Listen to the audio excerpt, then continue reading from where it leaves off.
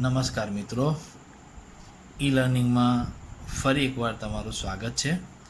આજે આપણે unit 1ની activity 5 શીખીશું. એક્ટિવિટી 5 તમારા શિક્ષક વાર્તા કહે તે ધ્યાનથી સાંભળો અને તેનું મુખ વાંચન કરો. Smile in the mirror part 1. It was 11th April 2011. તે 11 એપ્રિલ 2011નો દિવસ હતો. It was Tejaswini's 12th birthday.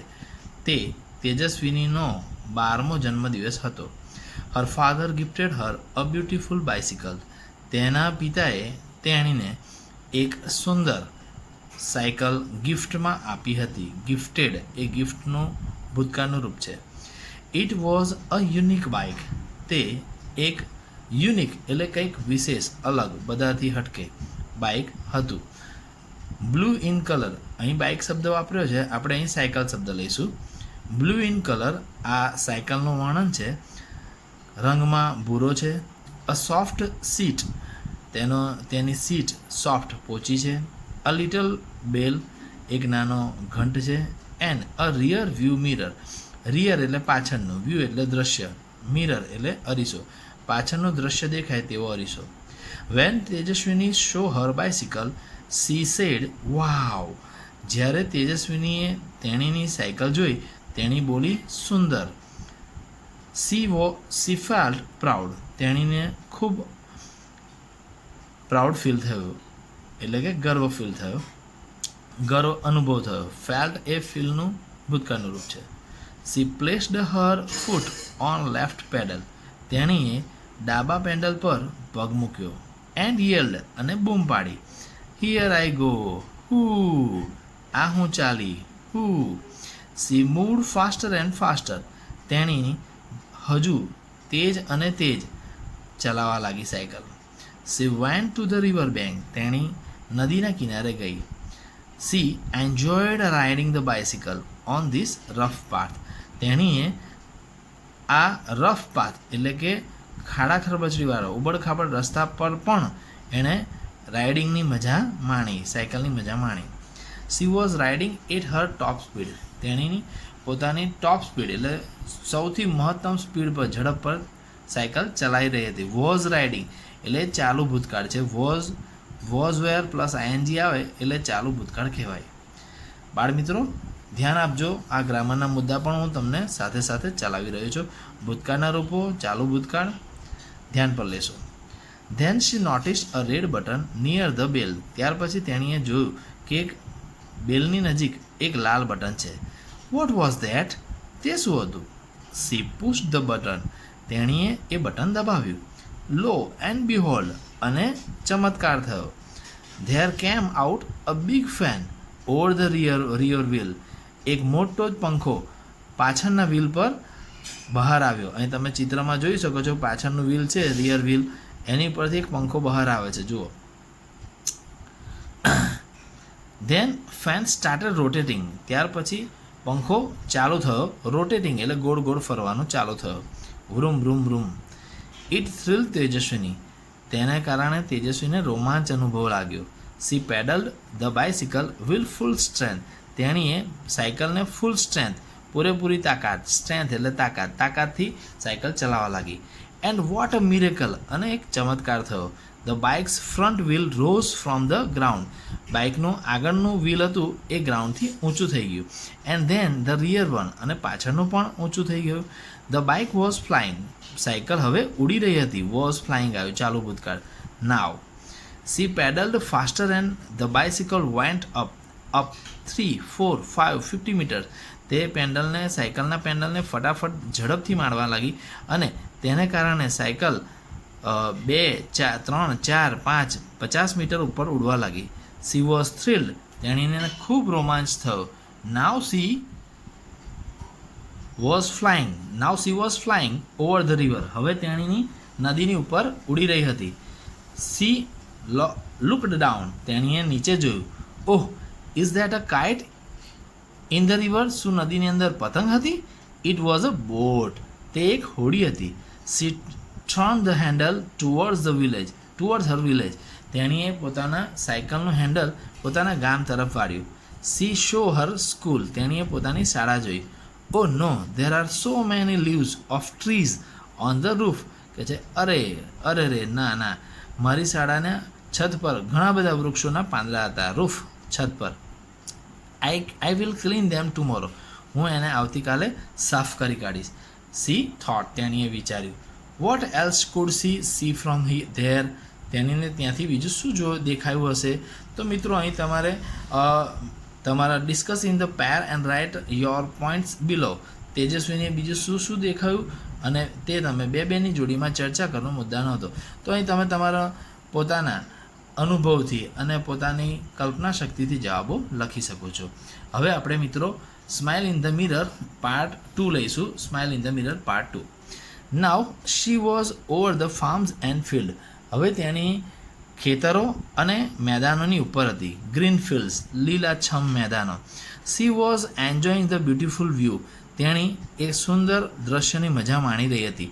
And then C notice a flock of birds on her way, તેણીએ નોટિસ કર્યું એટલે કે જોયું કે ફ્લોક એટલે ટોળું, બર્ડ્સ એટલે પક્ષીઓનું એક ટોળું તેના માર્ગમાં આવી રહ્યું હતું.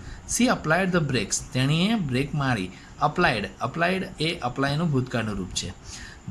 ધ ફેન સ્ટોપ્ડ, પંખો અટકી ગયો. And the bike started coming down, અને સાયકલ નીચે આવવા લાગી. તેજસ્વીની ક્લોઝડ હર આઈઝ, તેજસ્વીનીએ તેની આંખો બંધ કરી દીધી. And held the handle tightly, અને હેન્ડલને એકદમ ફિટ પકડી લીધું. બટ વિધિન સેકન્ડ, પણ થોડીક જ ક્ષણોમાં ધડામ નીચે પડી. સી ક્રાઇડ આઉટ, ઓ માં, તેણી બૂમો પાડવા માંડી. અરે માં. સી ઓપન હર આઈઝ, તેણીએ પોતાની આંખો ખોલી. ઓ માય ગોડ, અરે ભગવાન, ઇટ વોઝ અ ડ્રીમ, આ એક સપનું હતું. સી ગોટ અપ, તેણી ઊભી થઈ. વોશ્ડ હર ફેસ, તેને પોતાનો ચહેરો ધોયો. And looked into the mirror, અને અરીસામાં જોયું. It was a dream this time, આ વખતે એક સપનું હતું. But it will not be a dream forever, પણ એ હંમેશ માટે સપનું નહીં હોય. She promised herself, I will make a bike like this and fly over my village, તેણે પોતાની જાતને પ્રોમિસ કરી, વચન આપ્યું. હરસેલ્ફ એટલે પોતાની જાતને. આઈ વિલ મેક, વિલનો ઉપયોગ થયો ભવિષ્યકાળ, હું બનાવીશ. અ બાઇક, આવી સાયકલ, લાઇક ધીસ, આ જ રીતની.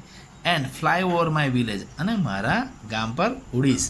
C smile at herself in the mirror, તે અરીસામાં જોઈ અને પોતાની જાત પર હસવા લાગી. હવે મિત્રો સમજ પડી ને, આ પાઠનું નામ સ્માઇલ ઇન ધ મિરર શા માટે રાખવામાં આવ્યું? તો આ રીતે મિત્રો અહીં આપણે આ એક્ટિવિટી 5 પૂર્ણ કરીએ છીએ. આશા રાખીશ કે તમને ખૂબ મજા આવી છે. હવે મિત્રો આપણે એક્ટિવિટી 6 જોઈશું. Fill in the blanks with words given in the bracket, કૌંસમાં આપેલા શબ્દોની મદદથી ખાલી જગ્યા પૂરો. અહીં શબ્દો આપવામાં આવે છે: flock of birds, flying, came down, red button, swimming, dream. Tejaswini's bicycle had a blank, તો આપણે જાણીએ છીએ તેજસ્વીની સાયકલ જોડે શું હતું? તો અ રેડ બટન, એક લાલ બટન હતું. સેકન્ડ, તેજસ્વીનીઝ બાઇસિકલ વોઝ ખાલિયા ઇન ધ સ્કાય, તો તેજસ્વીની સાયકલ હવામાં ઉડતી હતી, તો અહીં ફ્લાઇંગ શબ્દ આવશે મિત્રો.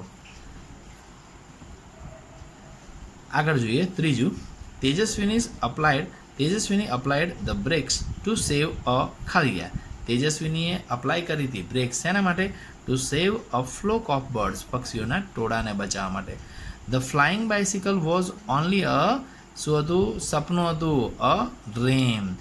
તેજસ્વીની ક્રાઇડ આઉટ બીકોઝ શી ખાલિયા from the sky to land, તેજસ્વીની બૂમો પાડતી હતી કારણ કે તે કેમ ડાઉન, તે આકાશમાંથી નીચે પડી રહી હતી. છઠ્ઠું, તેજસ્વીની વોઝ ખાલિયા યર્સ ઓલ્ડ, તેજસ્વીની 11 વર્ષની હતી, that means 11 years old. The rough path was ખાલિયા in the village, in the sky, on the river, in the river, તો મિત્રો અહીં આવશે ઓન ધ રિવર બેંક, નદીના કિનારે. આઠમું, તેજસ્વીનીઝ ડ્રીમ ઇઝ ખાલિયા to make a magic car, to make a new boat, to make a real flying bicycle, to make a new fan, તો આમાંથી આપણે મિત્રો જાણીએ છીએ to make a real flying bicycle. આગળ જોઈશું activity 7, answer the following questions, નીચેના પ્રશ્નોના જવાબ આપો. Who gifted a bicycle to Tejaswini? તેજસ્વીનીને સાયકલ કોણે ભેટમાં આપી હતી? તો તેના પિતાએ આપી હતી. તો લખીશું આપણે Tejaswini's father gifted a bicycle to Tejaswini. Second, what did Tejaswini see on the roof of her school? તેજસ્વીનીએ તેની શાળાના છત પર શું જોયું? Tejaswini saw a lot of leaves of trees on the roof of her school. Third, describe Tejaswini's bicycle in 2 sentences. તેજસ્વીનીની સાયકલને 2 વાક્યોમાં વર્ણન કરવાનું છે. તમે 2 થી વધારે પણ લખી શકો છો. Tejaswini's bicycle has blue color. Tejaswini's bicycle has soft seat. It has a red button. It has a rear view mirror. It has a fan on rear wheel. તો ઘણા બધા વાક્યો તમે લખી શકો છો. Fourth, write 2 sentences about your dream. તમારા સપના વિશે તમારે 2 વાક્યો લખવાના છે. તો આ મિત્રો તમે તમારી જાતે કલ્પના કરીને લખી શકો છો. તમે ડૉક્ટર બનવું હોય તો તમે ડૉક્ટર વિશે 2 વાક્યો લખી શકો છો. એન્જિનિયર બનવું હોય તો એન્જિનિયર, ટીચર, કોઈ પણ ક્ષેત્રે તમારે જે બનવું હોય એના વિશે 2 વાક્યો લખી શકો છો.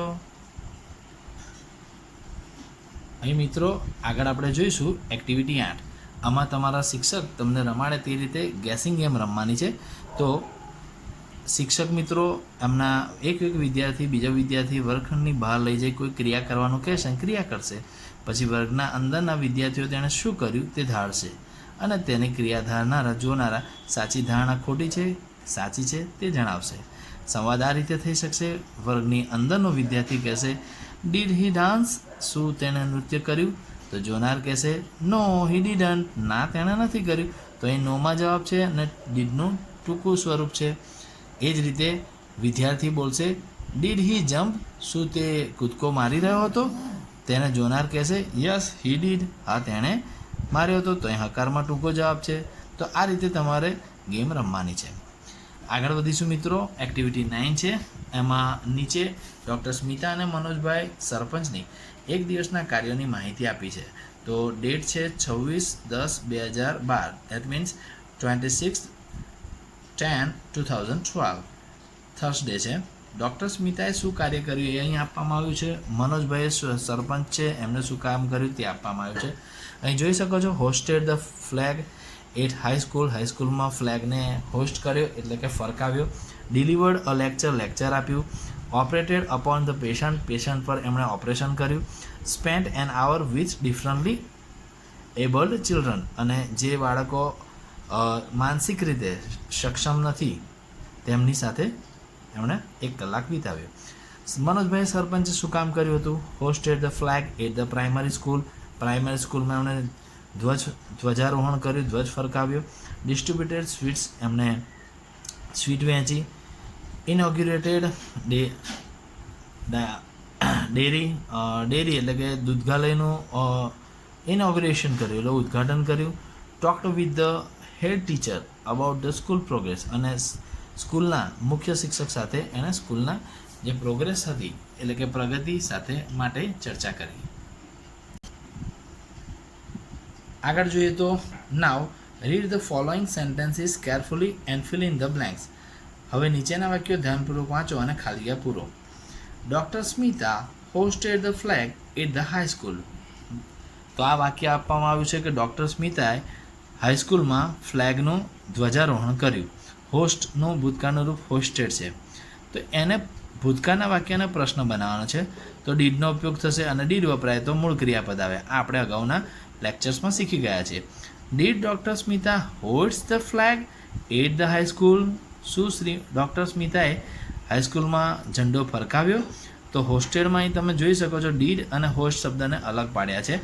જ્યારે ભૂતકાળમાં પ્રશ્ન બનાવવાનો હોય તો ડીડ વપરાય તો ક્રિયાપદનું મૂળ રૂપ આવે. તો અહીં જવાબ આવશે હકારમાં, યસ સી ડીડ. સેકન્ડ જોઈએ. મનોજભાઈ ડિસ્ટ્રીબ્યુટેડ સ્વીટ્સ. મનોજભાઈ મીઠાઈઓ વહેંચી હતી. Did doctor Smita distribute sweets? શું શ્રીમતી ડૉક્ટર સ્મિતાએ સ્વીટ્સ એટલે કે મીઠાઈઓ વહેંચી હતી? નો સી ડીડન્ટ. ના, તેણે નથી વહેંચી. તો અહીંયા આવશે નોમાં જવાબ છે એટલે ડીડની પાછળ ડીડન્ટ થઈ જશે. તો ડીડનું ટૂંકું રૂપ છે એ ડીડન્ટ છે. ત્રીજું જોઈશું, doctor Smita operated upon the patient.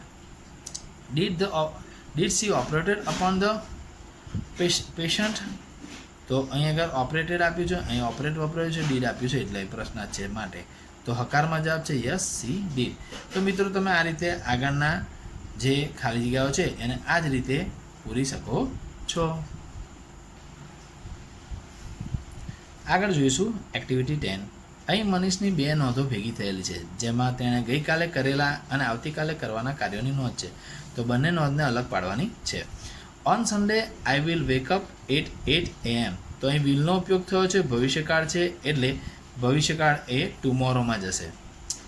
I will prepare my breakfast. હું મારો નાસ્તો તૈયાર કરીશ. વિલ છે એટલે ભવિષ્યકાળ. આઈ વોકઅપ એટ 6 AM. વોકઅપ એ વેકઅપનું ભૂતકાળનું રૂપ છે, તો ભૂતકાળ માટે અહીં યસ્ટરડે માટે આવશે ગઈકાલે. I will meet my friend best friend Sohail at 10 AM.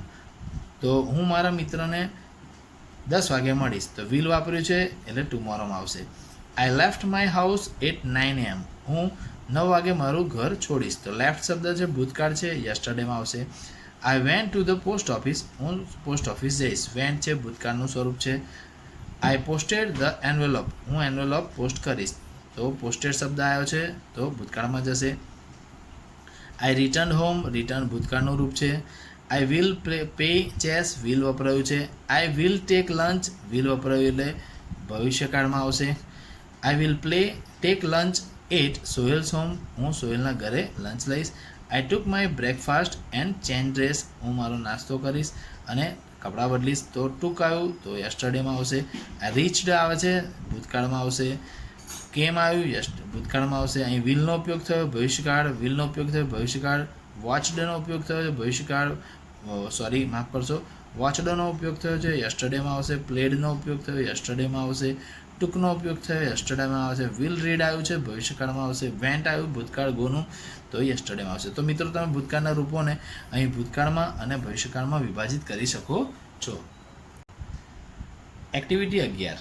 તો આમાં છે રીડ ધ ફોલોઈંગ ટેક્સ્ટ. નીચેના ફકરાને વાંચવાનો છે. Asma lives in Gandhinagar. અસ્મા ગાંધીનગરમાં રહે છે. તો આસમા એ ત્રીજો પુરુષ એક વચન છે અને રહે છે એ સાદો વર્તમાનકાળ છે. તો લીવ્સ, અહીં લીવ છે એ લીવનું ભૂતકાળ, લીવ છે લીવની પાછળ એસ લાગશે, કારણ કે ત્રીજો પુરુષ એક વચન હોય સાદા વર્તમાનકાળમાં તો એસ લાગશે. વન ડે, એક દિવસ, હર કઝિન રિઝવાન કેમ ધેર. તેનો પિતરાઈ ભાઈ રિઝવાન ત્યાં આવે છે. તો અહીં કેમ છે કમનું ભૂતકાળનું રૂપ છે. She went to the bus station to receive him. તે બસ સ્ટેશને તેને લેવા જાય છે. They return home. તે ઘરે પાછા ફરે છે. Asma open the door and. Asma દરવાજો ખોલે છે અને અસ્મા સેઝ રિઝવાન આવો welcome. Oh what do I see. આવો કે છે ભલે પધાર્યા.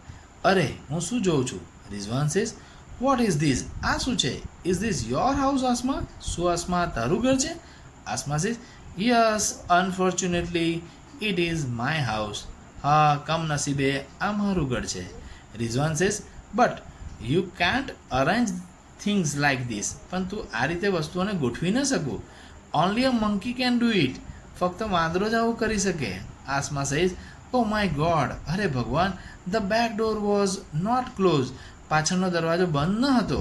આઈ ફોરગોટ ટુ ક્લોઝ ઇટ. હું એને વાંકવાનું ભૂલી ગઈ. Rizwan says oh dear look there on the tree. જો પેલા ઝાડ પર જો. The lucky monkey is eating your potato chips. કહે છે જે પેલો નસીબદાર વાંદરો છે એ તારે પોટેટો ચિપ્સ એટલે કે બટાકાની વેફર ખાઈ રહ્યો છે. Asma says those chips were for you. એ ચિપ્સ તો તારા માટે હતી. So the monkey is luckier than you.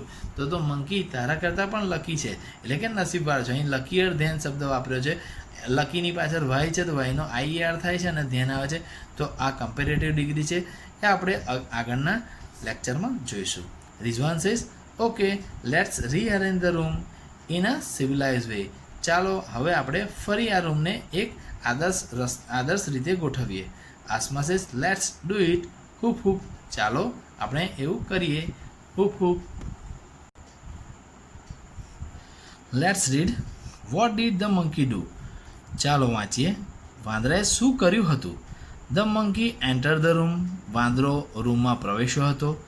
It scattered all things, તેને બધી વસ્તુઓ સ્કેટર્ડ એટલે આમ તેમ ફેંકી દીધી. The table fan is on the cot, table fan પલંગ પર હતો. It was on the table near the cot, કે જે કોટની જોડેના ટેબલ પર હતો. The monkey broke the study lamp, વાંદરાએ સ્ટડી લેમ્પ હતો એને તોડી કાઢ્યો. એન્ડ ટોર ધ બુક, અને બુક્સ એટલે કે ચોપડીઓને ફાડી કાઢી. ટોર એટલે ફાડી કાઢી. The monkey took out shoes, વાંદરાએ શૂઝ બધા કાઢી કાઢ્યા. ફ્રોમ ધ શૂ સ્ટેન્ડ, જે ચંપલ મૂકવાના સ્ટેન્ડ હતું તેમાંથી બધા ચંપલ બૂટ બહાર કાઢી કાઢ્યા. એન્ડ થ્રુ ધેમ આઉટ, અને બહાર ફેંકી દીધા. The monkey threw the statue on the floor, મંકીએ એટલે કે વાંદરાએ સ્ટેચ્યુ જે મૂર્તિ હતી એને જમીન પર ફેંકી દીધી. It was in the corner, તે ખૂણામાં હતી. ધ કપબોર્ડ વોઝ ક્લોઝ, કબાટ બંધ હતું. નાવ ઇટ ઇઝ ઓપન, હવે તે ખુલ્લું છે. The monkey put the flower vase on the sofa, મંકીએ જે ફ્લાવર વાસ છે ફૂલદાની છે તેને સોફા પર મૂકી દીધી હતી. It was on the stool, તે એક ટેબલ પર હતી. All the chairs were upside down, અને બધી જ ખુરશીઓ ઊંધી હતી. તો મિત્રો, આશા રાખું છું કે તમને આ વિડીયોમાં ઘણું શીખવા મળ્યું હશે. હું વિજય ઠાકોર ફરી એકવાર નવા વિડીયોમાં આપણે મળીશું. ત્યાં સુધી મને રજા આપશો. જય હિન્દ, જય ભારત.